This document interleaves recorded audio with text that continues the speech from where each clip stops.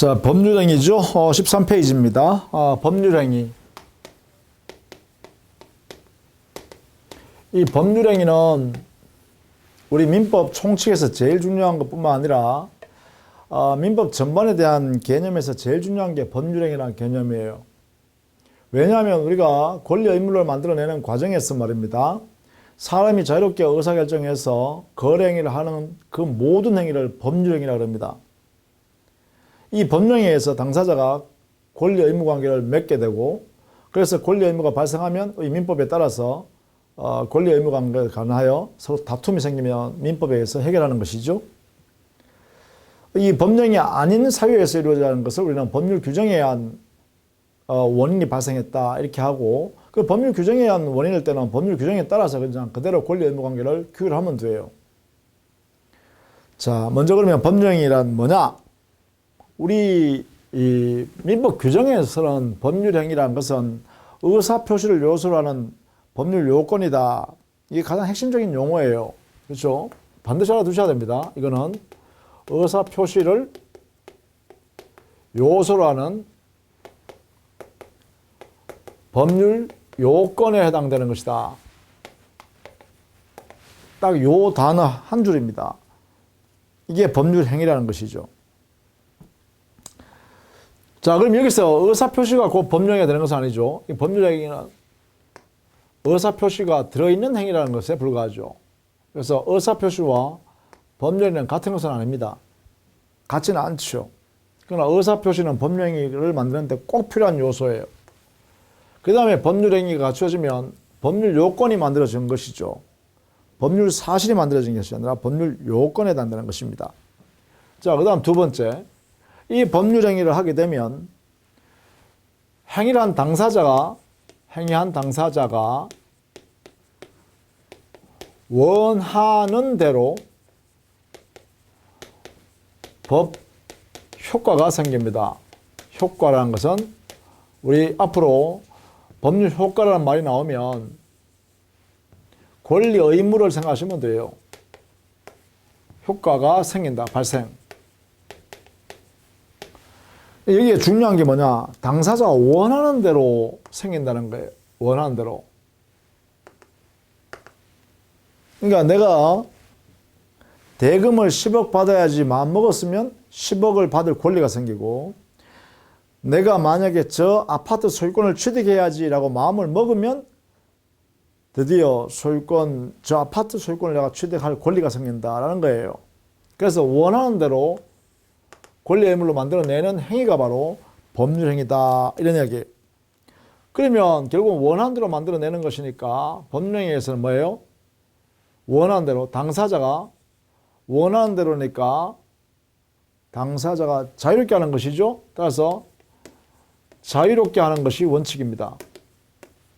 이것을 우리는 이름하여 법률행위 자유원칙이라고 그러죠. 자유롭게 하는 것이 원칙이다. 왜? 원하는 대로 권리 의무를 만들어내니까 자유다. 자, 그러면 법령의 자유원칙에 의해서 개인이 자유롭게 거래행위를 할 수 있죠. 이게 뭐예요? 사적 자치가 실현되죠. 법령의 자유원칙에 의하여 사적 자치가 실현돼요. 그러면 저기 법령이라는 것은 실현의 수단이 되겠죠. 사적 자치를 실현하는 수단이 된다. 자, 이런 내용이 여기에 있는 것이에요. 그래서 의사표시와 법령행위는 같은 것은 아니지만 의사표시가 법률행위를 만들 때 가장 중요한 요소가 돼요. 따라서 법률행위를 유효로 하기 위해서는, 즉 법률행위를 원하는 대로 효력이 발생하기 위해서는 의사표시가 유효가 되어야 합니다. 그래서 우리가 그 13페이지에 제일 밑에 양갈로 2번에 의사표시와의 관계에서는 의사표시와 법률행위는 다른 것이지만 중요한 요소가 된다. 자, 그러면 이러한 법률행위의 종류를 보면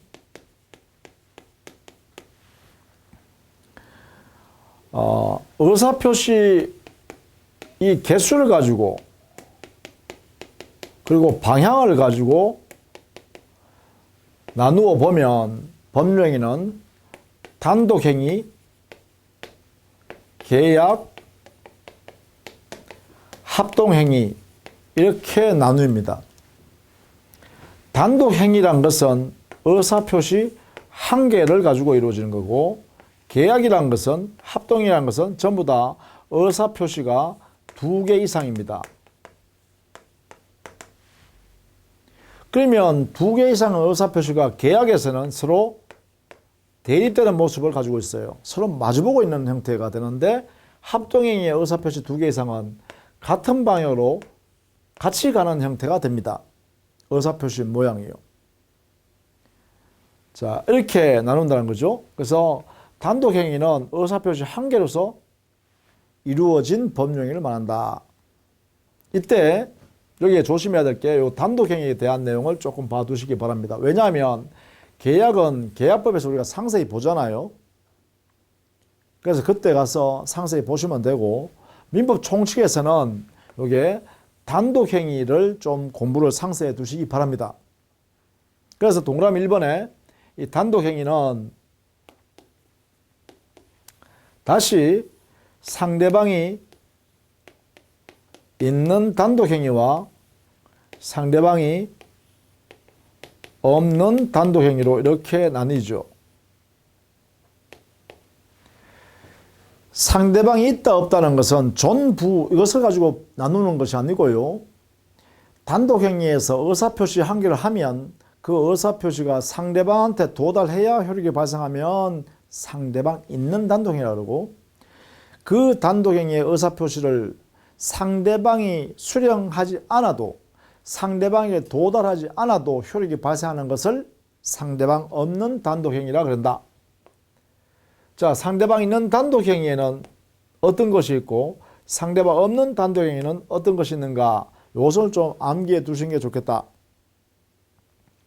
상대방 있는 단독행위는 동의권을 행사한다든가 동의, 철회를 한다든가 철회, 그 다음에 상계권을 행사한다든가 상계, 추인을 한다든가 추인, 취소한다든가 취소, 해제한다든가 해제, 해지한다든가 해지, 채권 포기한다든가 채권 포기, 이런 등등 행위는 상대방 있는 단독행위입니다. 또 기타 제한물권을 포기하는 경우에도 여기 들어갑니다. 제한물권의 포기.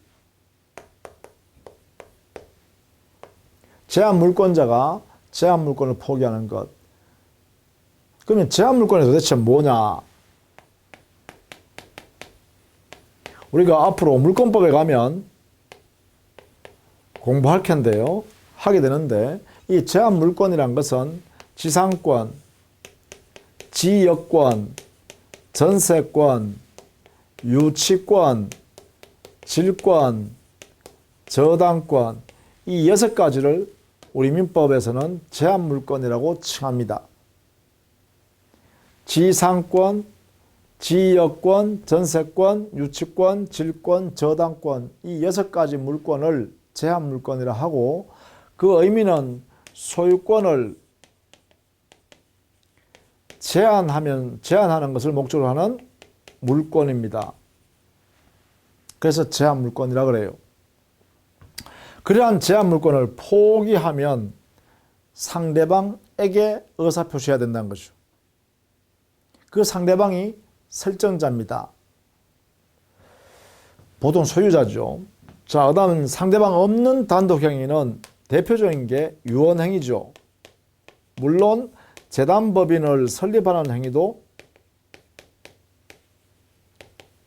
상대방 없는 단독행위죠. 유증도 여기 들어갑니다.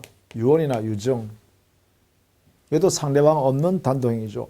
이 중에서 우리 시험에는 주로 문제되는 것이 상대방 있는 단독행위가 주로 문제됩니다.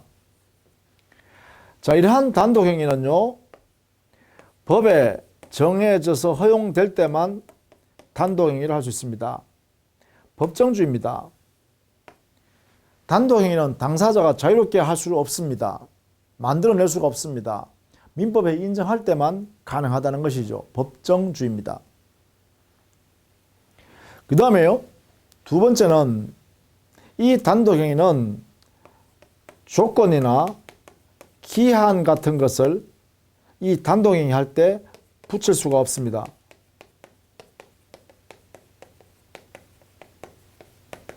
조건이나 기한을 붙여서 단독행위를 할 수가 없다는 것입니다. 세 번째는 계약법 규정을 여기에 유추 적용할 수 없다는 것이 원칙입니다.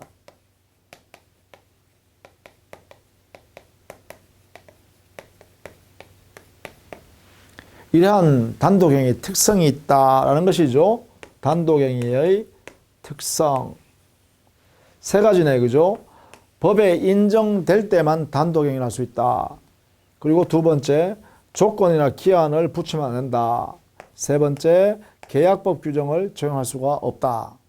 이렇게 정리를 해 둡니다.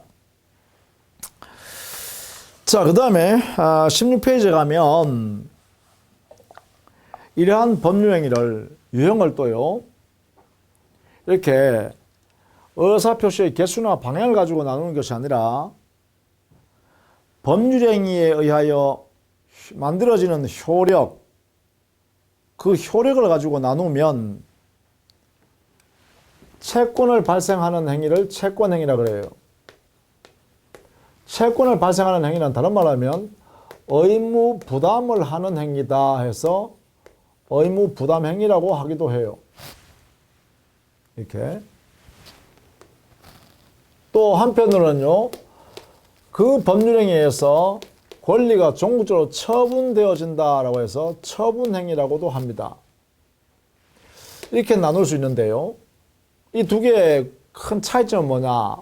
의무 부담 행위니까 이 행위로부터 이행해야 할 거리가 남겠죠. 이행의 부담을 남기는 행위입니다. 근데 이게 처분 행위는 이 행위로부터 이미 종국적으로 권리가 처분됐기 때문에 변동이 생겨버립니다. 종국적 권리가 변동됐기 때문에 여기서는 이행의 부담을 남기지 않죠. 이행 부담을 남기지 않는 행위입니다. 이래 됩니다. 특징이. 그래서 채권행위 예를 보면 어떤 것이냐라고 하면 예컨대 매매 계약을 한다든가 교환 계약을 한다든가 임대차 계약을 한다든가 뭐 위임 계약을 한다든가 도급 계약을 한다든가 등등등등 이런 행위들입니다. 여기에서 채권이 만들어지고 이행해야 할 부담을 남기게 되는 건데 여기에 처분행위에는 예컨대 어떤 게 있느냐 하면 뭐 소유권을 양도행위를 한다든가 지상권이나 지역권이나 전세권이나 질권이나 저당권을 설정행위를 한다든가 이런 행위들이 전부 다 처분행위입니다. 왜냐하면 이 양도행위를 하고 설정행위를 하게 되면 소유권이 움직였죠. 지상권, 지역권, 전세권, 질권, 저당권이 만들어졌죠. 그래서 종국적으로 권리가 만들어졌다는 것입니다. 자, 이런 것들은 우리가 민법에 있는 물권을 움직이는 행위니까 물권행위라고 통칭할 수 있겠죠. 따라서 물권행위는 처분행위 속에 들어간다 그죠? 이렇게요. 그 외에도 채권자가 채권을 양도하는 행위요. 채권 양도한다든가 또 예컨대 무채재산권을 양도하는 거예요.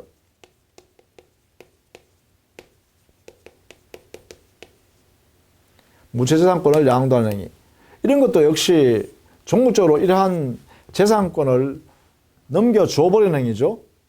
그러니까 이 행위도 역시 저기 있는 처분행위가 된다라는 것이에요. 이 양도행위 함으로써 채권이 넘어가 버렸죠. 무채재산권 넘어갑니다. 자, 이때 여기 또 무채재산권이 어떤 의미냐? 무채재산권은 정신적 창조물에 대한 권리입니다. 예컨대 뭐 특허권을 말하는 것, 실용 취량권, 뭐 오늘날에는 디자인권 이런 것도 있죠. 저작권 등등등등 이렇게 해요. 그래서 정신적 창조물에 대한 권리를 우리는 무체재산권이라 해요. 이러한 무체재산권을 양도하는 것도 처분행위다. 왜? 종국적으로 권리가 넘어가 버리니까. 그러면 이러한 내용의 권리를 그럼 뭐라 그러냐? 이렇게 하는 것은 물권이 아니지만 종국적으로 권리가 이전된다는 면에서 물권행위와 유사하기 때문에 준 물권행위라고 하고 채권 양도, 무채권권 양도 전부 다 여기에 들어가겠네요. 그죠? 처분행위에 들어가겠네요. 준 물권행위다. 그래서 처분행위에는 물권행위나 준물권행위가 전부 다 처분행위에 들어가서 전국적으로 권리가 변동되고 이행의 부담을 남기는 일도 없다. 이래야 되겠죠. 이런 예를 들 수 있겠다라는 거예요. 자, 그럼 여기서는요, 처분행위 할 때는요, 처분행위 당시에 처분권을 가지고 있어야만 처분권 없는 자는 처분행위 하면 안 되죠. 만약에 처분권 없는 자가 처분행위를 했다면 이 처분행위는 아무런 효력이 생기지 않는다. 그죠? 무효행위가 된다. 그죠? 왜냐하면 권리를 종국적으로 이 행위로부터 넘어가 버리고 더 이상 넘겨야 할 의무가 없잖아요. 그러면 이 행위할 당시에 그 처분권이 있어야 돼요. 소유권이 있어야 소유권 넘겨줄 수 있겠죠. 내가 저작권이 있어야 저작권을 다른 사람한테 넘겨줄 수 있겠죠. 내가 특허청에서 특허권을 내가 가지고 있어야 특허권을 넘겨줄 수 있겠죠. 그러니까 그러한 권리가 없는 사람이 넘겨주겠다고 약속하더라도 이것은 무효죠. 없다 의미가. 그죠? 자, 이런 내용을 우리는 채권행위와 처분행위를 이렇게 나누어 볼 수가 있다라는 것입니다. 자, 그 다음에 17페이지에 보면 유상행위, 무상행위가 있죠. 유상이라는 개념을 알아두시면 되겠어요. 유상과 무상 이렇게 했는데, 이 유상이라는 것은 거래 행위를 전체를 실현하는 과정을 다 보는 거죠. 거래 행위의 실현 전 과정을 살펴 서로 대가적 급부 이행이 있으면, 급부 이행 관계가 있으면 유상행위라고 합니다. 그러니까 대가적 급부 실현 관계가 있다. 주고받는 관계가 있더라. 주고받더라. 그러면 유상행위라고 합니다. 그런데 이 과정이 없으면 무상이라 그러죠. 보통 무상행위의 대표적인 게 증여죠. 증여. 유상의 대표는 매매입니다. 매매. 그렇죠? 대표적으로 이렇게 예를 들 수 있겠다라는 것입니다. 보통 유상행위에는요, 매매가 대표적이니까 매매에 관한 민법의 매매 규정을 유상행위에 적용할 수 있어요. 일반적으로 이렇게 해석합니다. 자, 그 다음에 17페이지에 가면 거기에 하단에 신탁행위 있죠. 신탁행위란 것은 당사자가 상대방을 믿기 때문에, 신뢰할 수 있기 때문에 당사자 경제적 목적보다가 더 큰 권리를 상대방한테 맡기는 거예요. 그것을 신탁행위라 그래요. 예를 들면 내 재산을 상대방이 맡아서 보관하고 사용 수익하면서 이득을 내한테 나중에 주기로 하는데 그것을 잘 부탁해 주세요. 그러면 그 상대방한테 원래는 사용 수익에서 이득을 생기면 내한테 주는 이런 내용만 하면 되잖아요. 근데 상대방한테 소유권을 아예 맡겨버리는 거죠. 그러면 그 상대방 소유권을 부탁에 의해서 받은 사람이 소유자냐? 소유자는 아니죠.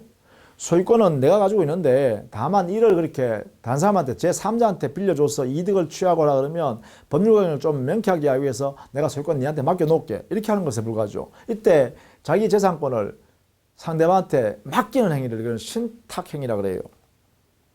이 신탁행위는 원칙적으로 당사자끼리 경제적 목적보다 더 큰 재산권을 상대방한테 맡기는 행위입니다. 자, 그것을 우리는 신탁행위라 그럽니다. 자, 그 다음에 18페이지에 가시면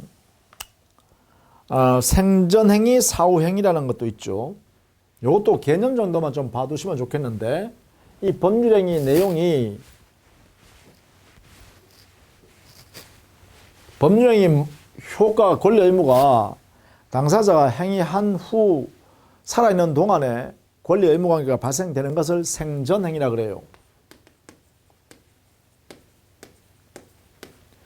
이에 반해서 사후행위, 이거는 이 법령의 효과가 사망을 원인으로 해서 발생해요. 이런 것을 사후행위라 그래요. 그러면 어떤 게 사후행위냐면 대표적인 효과가 사망을 원인으로서 발생한다는 게 있으니까 뭐 유언, 유증 이게 되겠죠. 사인 증여도 이렇게 들어갑니다. 사인 증여. 사망하면 증여 효과가 발생한다 이런 거죠. 이렇게 보통 일반의 경우는 생전행위죠. 당의 당사자가 행위한 당사자가 살아있는 동안에 효력이 발생하니까요. 그 다음 8번에 주된 법률행위와 종된 법률행위, 주된 행위와 종된 행위로 이렇게 구별하는데요. 여기에 의미는 뭐냐? 이 종된 행위는 주된 행위와 함께 이렇게 운명을 같이 해야 돼요.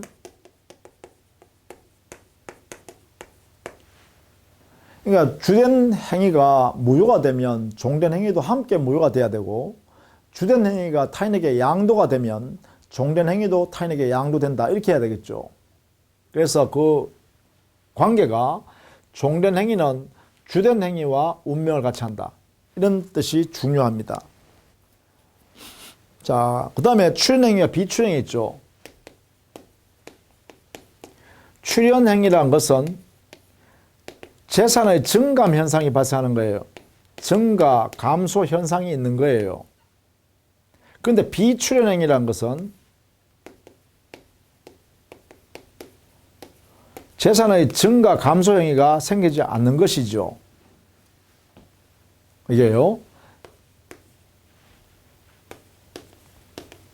재산의 증가나 감소 현상이 안 생기는 말이에요. 그럼 이게 비출행위가 아주 예외적인 현상이에요. 우리가 거래행위를 하게 되면 재산의 증가, 감소 현상이 생기는 것이 일반적이고요. 비출행위가 아주 예외적인 현상인데 이게 어떤 거냐? 소유자가 소유권을 포기하는 경우요. 그 다음에 대리권을 수유하는 행위요. 이런 행위는 재산의 증가, 감소 현상이 생기지 않습니다. 소유권을 포기했을 때는 포기 당사자는 감소 현상이 생기지만 누구한테 증가 현상이 안 생겨요. 대리권을 수여하면 본인한테 대리권이 수여됐다고 해서 감소 현상도 대리인이 증가 현상도, 대리인에게 재산의 증가 현상도 모두 안 생겨요. 그러니까 소유권 포기 행위 자체 그리고 대리권 수여 행위 자체는 비출연 행위가 된다. 이렇게 되겠죠. 개념적으로 이렇게 의미를 봐두시면 좋겠다라는 것입니다. 자, 이렇게 해서요. 이 법률행위의 일반적인 모습을 개념과 그리고 종류를 살펴봤습니다. 이거는 우리가 공부함에 있어서 기본 베이스가 되는 것들이니까 이런 내용을 이렇게 이해를 좀 해 두시면 좋겠다라는 것이에요. 자, 다음 시간부터는 조금 어려운 내용을 또 시작합니다. 법령의 요건 해가지고요. 조금 복잡고 어려운 부분, 이제 실제로 시험에 바로바로 묻는 것들, 이런 것들이 나오게 되니까 다음 시간에 또 열심히 공부합시다. 수고했습니다.